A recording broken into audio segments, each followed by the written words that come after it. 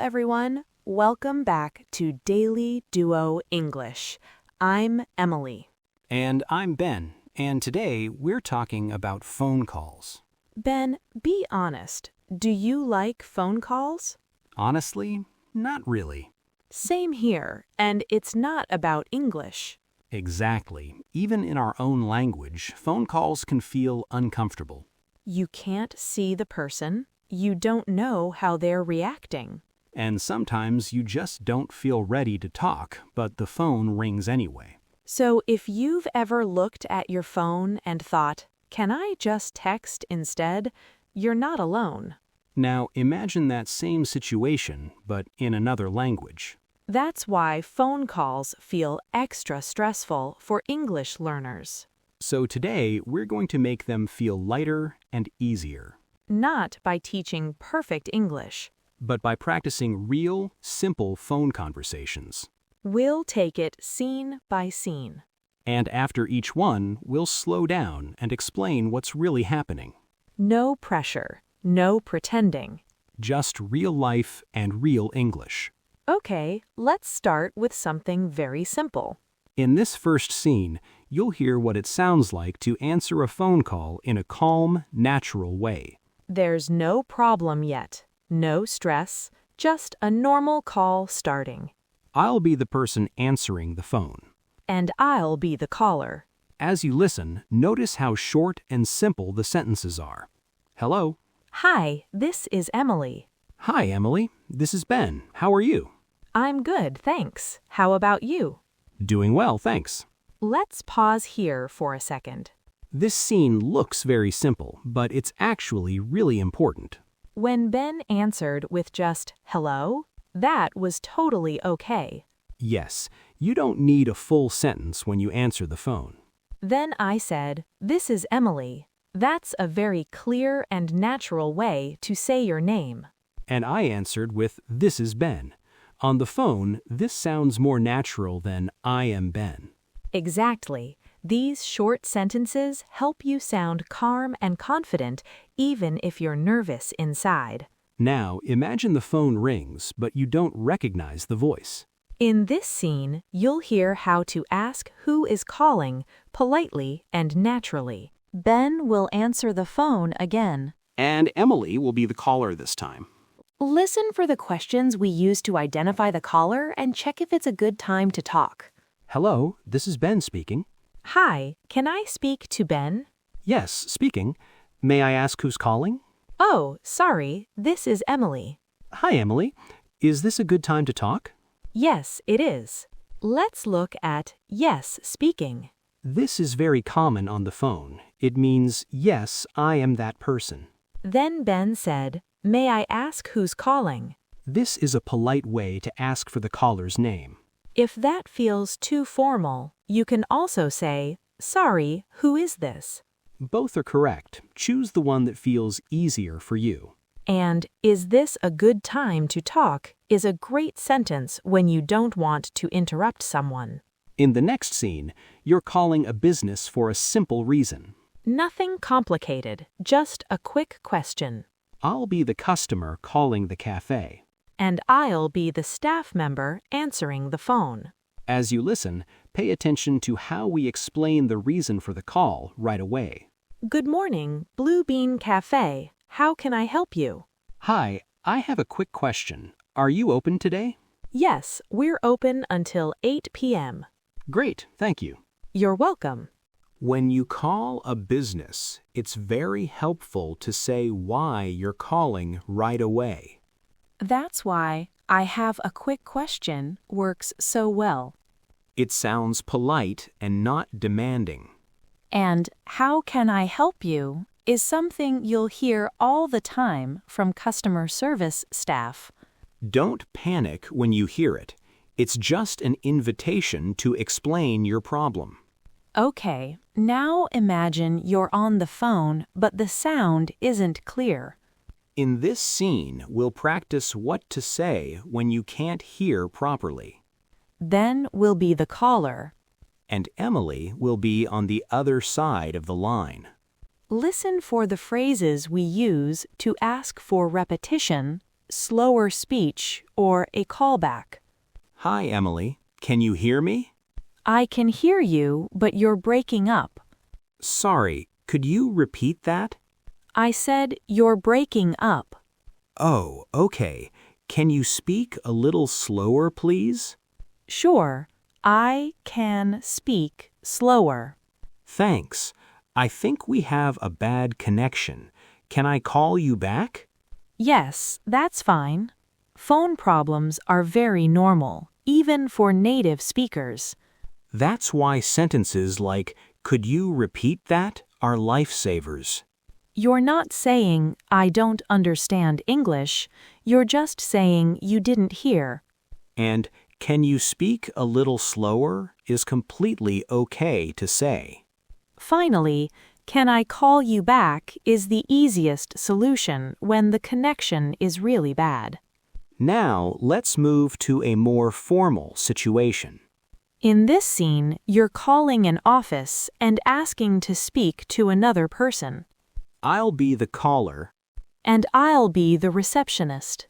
As you listen, notice how we ask politely and how we wait on the line. Good morning, Green Office. This is Emily speaking. Good morning. May I speak to Mr. Lee, please? Sure. One moment, please. Thank you. Can you hold for a moment? Yes, of course.